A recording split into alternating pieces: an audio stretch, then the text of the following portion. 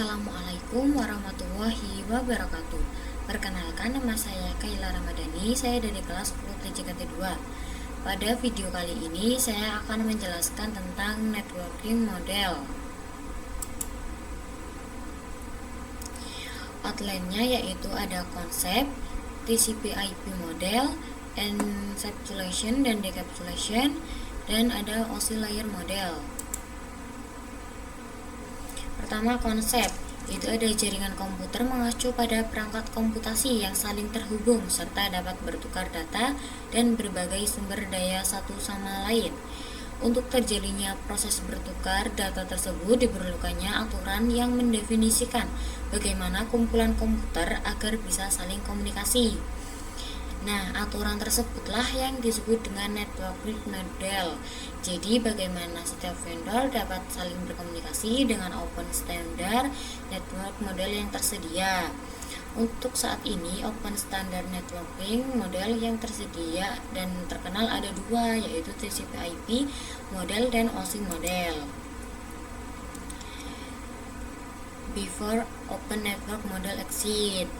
Di sini ada each vendor create their own network model, itu dimulai dari tahun 1974. IBM create system architecture network.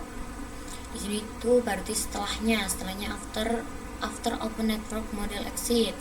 Di sini ada each vendor use same network model dan can communication each other. Nah, di sini ada TCP atau IP model. TCP atau IP model merupakan jenis networking model yang saat ini common digunakan. Jadi, TCP atau IP itu didefinisikan suatu protokol agar antar komputer, utamanya yang berbeda network, itu bisa saling komunikasi. Nah, untuk membantu dalam memahami setiap networking model itu dipecahkan menjadi bagian dua kecil yang disebut sebagai layer. Secara dokumentasi, TCP atau IP model terdiri dari 4 layer. Namun, penerapan dalam real network TCP atau IP model lebih mudah untuk dibagi menjadi 5. Di sini ada application, transport, di bawahnya itu ada internet, selanjutnya ada network access. Selanjutnya ada TCP atau IP, application layer. Application layer berfungsi sebagai antarmuka dengan aplikasi, mengatur bagaimana aplikasi dapat mengakses jaringan dan kemudian membuat pesan berskala. Di antara contoh service dari application layer itu seperti HTTPS, POP3, SMTP, IMAP, SSH, dan sebagainya. HTTPS itu digunakan ketika kita mengakses suatu web server.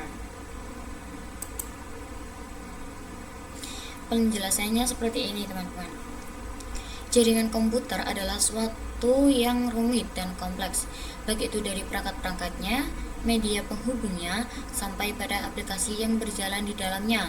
Dan perangkat-perangkat tersebut biasanya diproduksi oleh vendor yang berbeda-beda, seperti Rutherford ada Google dan Mozilla. Rutherford ada yang diproduksi Mikrotik dan Cisco. Kemudian web browser ada yang dibuat oleh Google dan Mozilla, dan lain sebagainya. Dari hal-hal tersebut, disinilah fungsi networking model tersebut. Perannya adalah untuk memisahkan fungsi-fungsi jaringan komputer tersebut. Bagaimana sih caranya? Caranya adalah dengan membuat beberapa lapisan fisik hingga non-fisik. Pada setiap lapisan tersebut, kumpulan-kumpulan aturan yang harus diikuti oleh setiap komponen agar dapat saling berkomunikasi dengan komponen yang lainnya. Dengan demikian, dapat kita sederhanakan bahwa tujuan dibuatnya networking model adalah sebagai acuan aturan yang harus diikuti oleh pembuat perangkat. Di sini ya teman-teman, ini ada just network. Di sini ada application, encryption, address of the server, sending message, the where, checking for error, dan 1S and 0S. Selanjutnya di sini ada model networking. Ada application, presentation, session, transport, network, data link, dan physical. Di sini juga ada TCP atau IP transport layer. Fungsi dari transport layer adalah menyajikan atau memberikan server ke application layer, seperti transfer data. Untuk transport layer terdapat dua protokol yang sering digunakan, yaitu TCP dan UDP. Salah satu mekanisme yang disediakan oleh transport layer khususnya pada TCP itu adalah error recovery mechanism. Seperti ini ya teman-teman. Selanjutnya ada TCP atau IP network layer.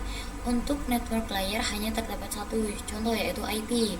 Dan IP menyediakan dua fitur yang sangat penting, yaitu addressing dan routing, yang dimana berfungsi untuk menangani konektivitas dan pemilihan jalur. Setiap perangkat jaringan memerlukan alamat untuk di jaringan, alamat unik di jaringan. Yang pertama itu ada addressing. Jadi kalau yang addressing itu bahwa IP itu sendiri, yaitu memberikan nama pada perangkat di jaringan komputer. Yang kedua ada routing. Salah satu fitur yang disediakan pada IP di bagian network layer yang bekerja layaknya kantor pos, rute tercepat untuk mencapai tujuan. Lalu ada TCP atau IP data link layer dan physical layer. Data link layer mendefinisikan protokol yang dibutuhkan pada physical layer. Salah satu fitur pada data link layer ialah FCS, yaitu frame check sequence, yaitu error detection mechanism, hanya mendeteksi error tanpa recovery. Selanjutnya ada addressing, hanya digunakan pada data link layer adalah MAC address. Selanjutnya ada physical layer, mendefinisikan cabling pada suatu jaringan komputer, mendefinisikan secara fisik apa yang digunakan untuk menghubungkan antar device. Selanjutnya ada encapsulation dan decapsulation. Encapsulation itu proses membungkus data dengan header pada data di setiap layernya. Adapun decapsulation maka itu sebaliknya. Di sini ada name of TCP atau IP message. Di sini ada application layer sama dengan data, transport layer itu sama dengan data plus TCP header sama dengan segmen.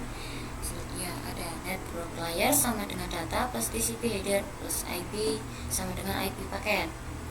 Dan yang terakhir adalah data link layer sama dengan data plus TCP header plus IP plus DL header, dan data trailer sama dengan frame. Selanjutnya ada OSI model konsep. Untuk mencapai model yang sering digunakan hanya TCP atau IP, karena untuk dari sisi perkembangan protokolnya atau modelnya TCP atau IP lebih dominan dibanding OSI layar. Namun dipahami, sebelum networking model ada, setiap vendor membuat atau memiliki networking modelnya masing-masing. Karena setiap vendor memiliki networking model yang berbeda-beda, maka komunikasi antar vendor sulit dilakukan. Jadi usaha untuk membangun suatu jaringan komputer sangat gede, sangat besar.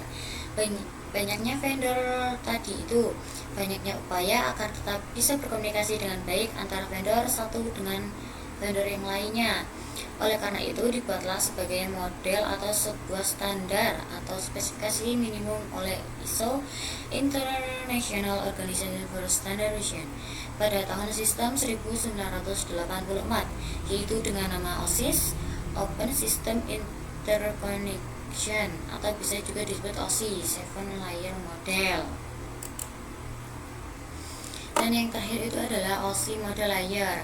Terdapat 7 lapisan layer pada model OSI. Yang pertama application layer, presentation layer, session layer, transport layer, network layer, data link layer, dan physical layer. Di sini ada lower layer berkaitan dengan user interface, data formatting, dan communication function. Di sini ada upper layer berkaitan dengan bagaimana data itu mengalir.